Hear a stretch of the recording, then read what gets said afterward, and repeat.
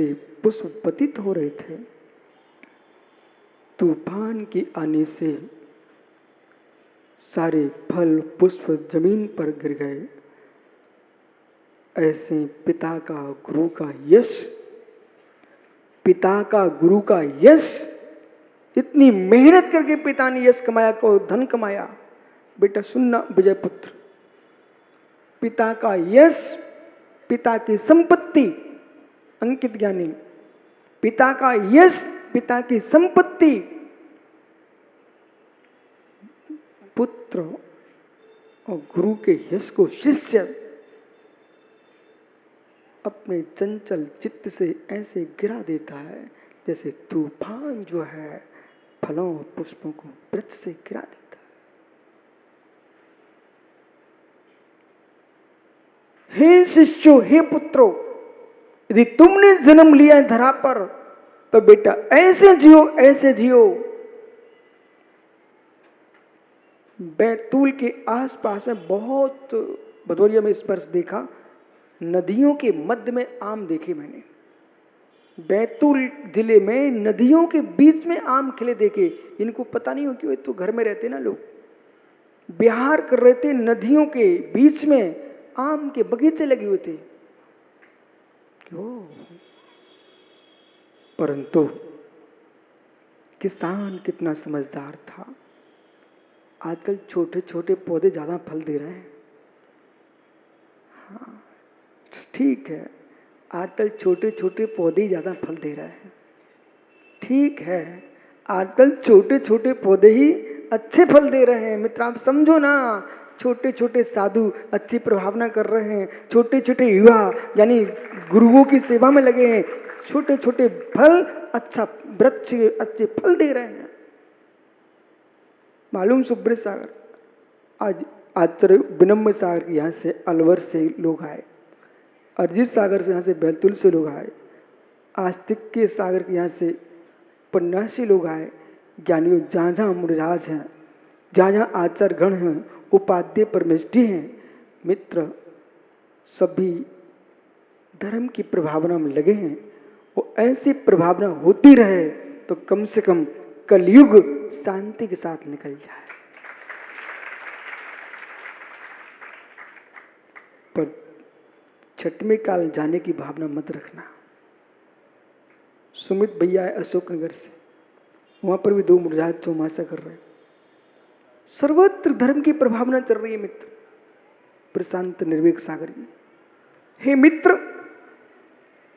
पर तूफान के आते सुमित भैया, तूफान के आते ही पुष्प झड़ जाते हैं।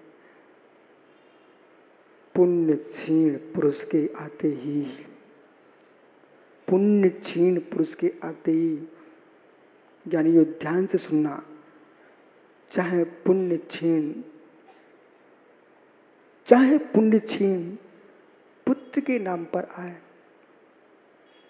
चाहे पुण्य क्षीण भाई के नाम पर आए, चाहे पुण्य क्षीण जीव पत्नी के नाम पर आए, चाहे पुण्य क्षीण जीव शिष्य के नाम पर आए, मित्र विश्वास रखना, क्षीण पुण्यात्मा जीव के आने से घर के माहौल, घर के वातावरण की सुख शांति ऐसे नष्ट हो जाती है जैसे पुष्प वृक्ष से पतित हो जाता है।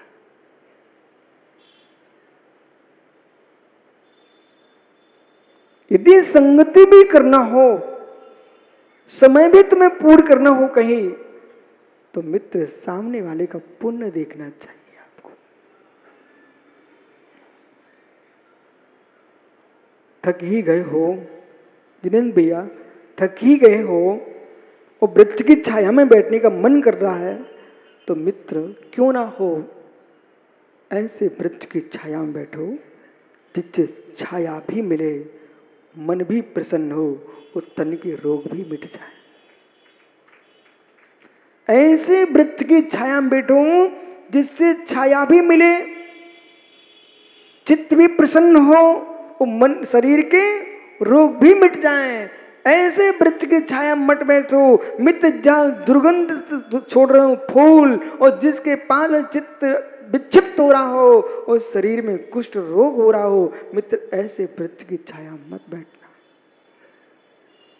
जो व्यक्ति इमली के वृक्ष के नीचे लगातार विश्राम करे,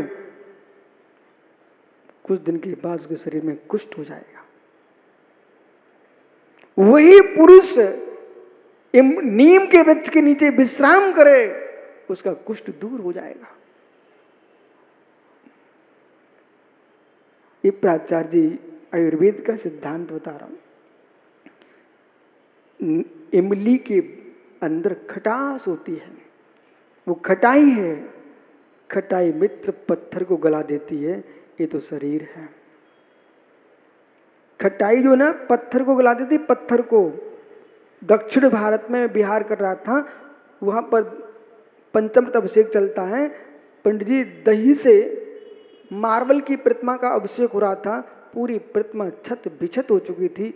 मैंने उसको प्रेम से समझाया, भाई तू अभिषेक तो बंद करोगे नहीं, लेकिन धातु की प्रतिमा पर कर लिया करो दही का, क्योंकि मार्बल की प्रतिमा छर जाएगी। पूरी प्रतिमा कट चुकी थी। यानी खटाई से पत्थर कट जाता है। हे मानव, तेरा चित्त कैसे रह सकता है स्थिर? खटाई से पत्थर कट जाता है। मित्र समझो मैं क्या बोल रहा हूं, खटाई से पत्थर कट जाता है। जब मित्र इमली की, नींबू और आदि आम की खटाई से पत्थर कट सकता है, तो परस्पर की प्रीति की खटाई आ जाए तो मेरे मित्र परस्पर का वात्सल्य कट जाता है। दो भाइयों के बीच में खटाई नहीं आना चाहिए, पेड़ा आना चाहिए। दो मित्रों के बीच में खटाई नहीं आना चाहिए, पेड़ा आना चाहिए। शक्कर बूरे से टूटा पत्थर भी जुड़ जाता है। घी शक्कर बूरे से टूटा पत्थर भी जुड़ जाता है। यानी यो शक्कर बूरे से टूटा पत्थर भी जुड़ जाता है, और खटाई से मित्र साबित पत्थर भी कट जाता है। जिसके पास वात्सल्य का घी बूरा होगा, यानी वात्सल्य घी बूरा होगा, वो मित्र शत्रु भी मित्र हो जाता है। और जिसके पास खटाई द्वेष की होगी, वो मित्र भी मेरे मित्र शत्रु हो जाता है।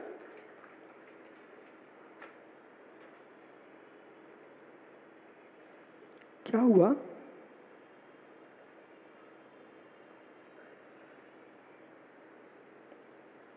विचारों को संभालो, विचारों को संभालो। ओहो मित्र, विचारों को संभालो। दो अर्थ लगा लीजिए आप। ज्ञानियों, विचारों को संभालो। ज्ञानियों, विचारों को संभालो। जो विषयों में पतित हो रहे हैं, उन विचारों को संभालो। जो चित्त भ्रांत हो रहा है, उन विचारों को संभालो। यानी नागपुर, विचारों को संभालो, विचारों को संभालो। तुम्हारा बेटा भी गलत मार्ग पर जाने लगे, विचारों को संभालो। मित्र, तुम स्वयं जाने लगे हो, तो विचारों को संभालो। समझ में आ रहा माता हूं? विचारों को संभालो। जो पतित हो रहे हैं, उन विचारों को संभालो। जो पतित कर रहे हैं आपको, उन विचारों को संभालो। बराबर? अब यहां के ना भगवान ने विचार किया,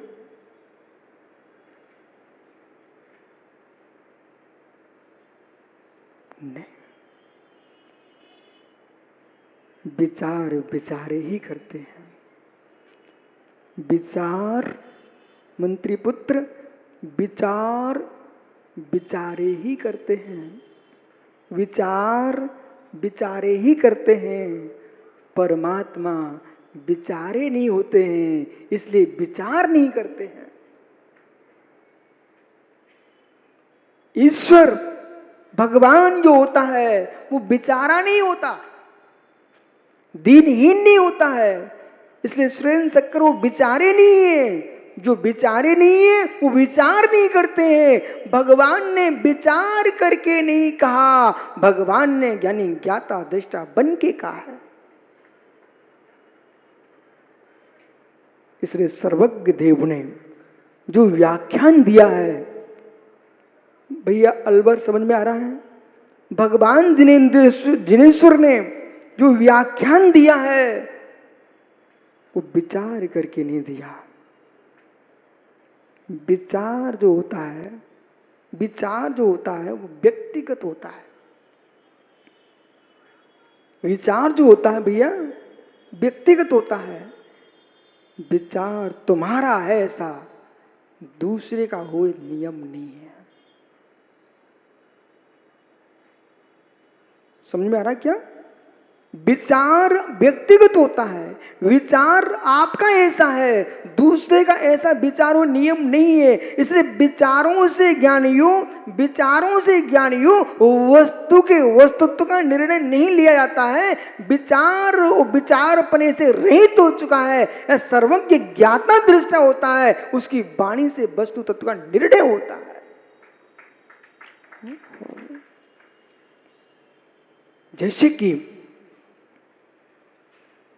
जैसे कि ऐसा दिख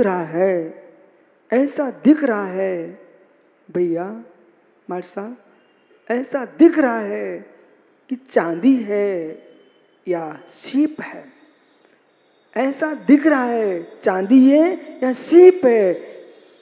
ये आंखों के कमजोर आदमी का विचार चल रहा है।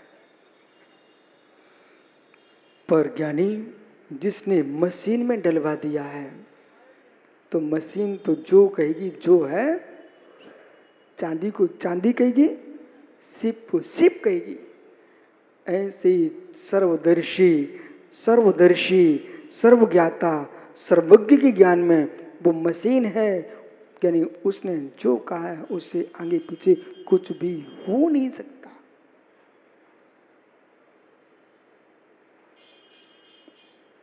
कल शाम के उपदेशों का बतौरिया ये ध्यान कर लो। आज पुनः विषय को आगे बढ़ाना है। शाम को व्याप्य व्यापक भुक्तत्व भाव पर विचार करना है। अब आपसे कह रहा हूं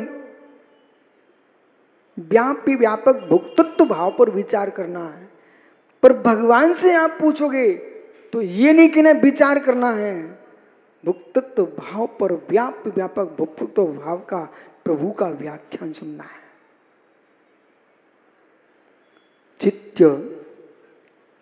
चित्त के अनुसार जो चलता है उसका नाम भोगी होता है।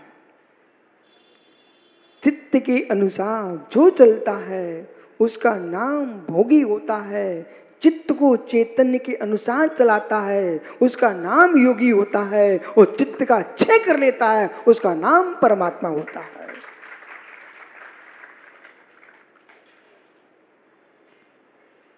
अब समझ में आया इतनी देर से? चित्त के अनुसार चलता प्राचार्य जी वह भोगी जीव है, और चित्त को अपने अनुसार चलाता है वह योगी है, और चित्त को चेतन से शून्य कर लेता है उसका नाम परमेश्वर होता है। यदि परमेश्वर होना है, योगेश ज्ञानी क्या सोच रहे हो? परमेश्वर होना है तो मित्र मन की मत करो, मन से मत चलो, मन को मत मानो, मन से शून्य हो जाओ, मन को शून्य कर लो। मन से शून्य वही हो सकेगा, मन से शून्य वही हो सकेगा। अंकित के पप्पा सुन रहे ना, ज्ञानी लहलोरी, मन से शून्य वही हो सकता है जो मन की नहीं मानता। मन की नहीं मानता।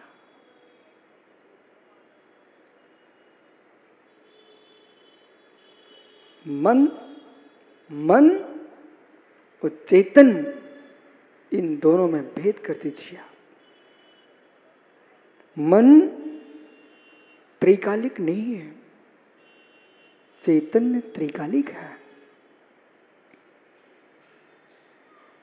मन की विजय प्राप्त करने के लिए साधु नहीं बना जाता, मन पे विजय प्राप्त करके साधु मन का नाश करने के लिए साधु बनता है।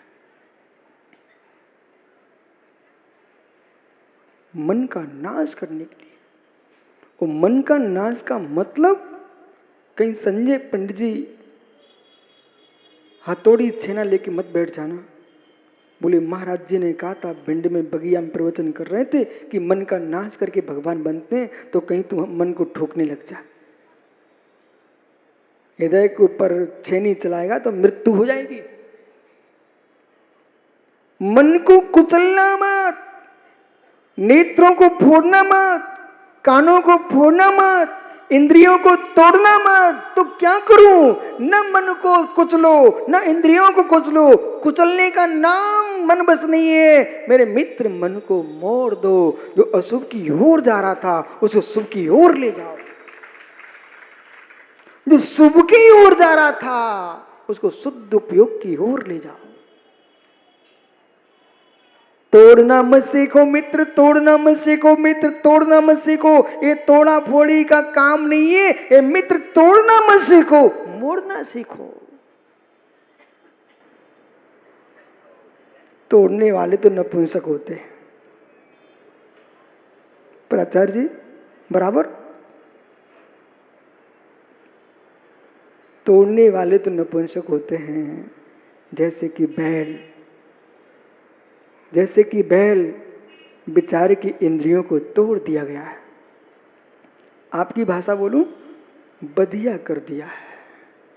हे मित्र, तोड़, जो इंद्रियों को कुचल रहा है उसको तो बेचारे को नपुंसक बना दिया। ऐसी इंद्रियों को जो ताला डाल करके इंद्रियों को बस कर रहे हैं, यूं कह रहे हैं, इंद्रियों को तोड़ रहे हैं। मित्र, नस तोड़ के ब्रह्मचारी नहीं बनते हैं, मन को मोड़ के ब्रह्मचारी बनते हैं।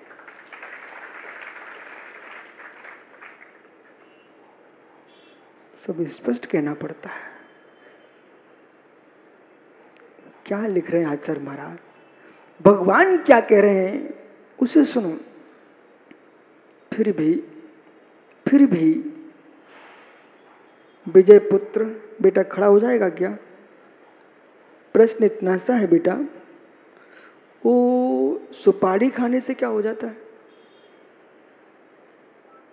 दांत खराब हो जाते हैं। ठीक, आप बोल रहे हैं संभल के बोलना। और इतनी सभा के अंदर खड़ा बेटा तू, सुपारी खाने से क्या होता है बेटा? दांत खराब हो। क्या बहुत अच्छी बात बोली बेटा, फिर से बोलना। दांत खराब हो जाते हैं।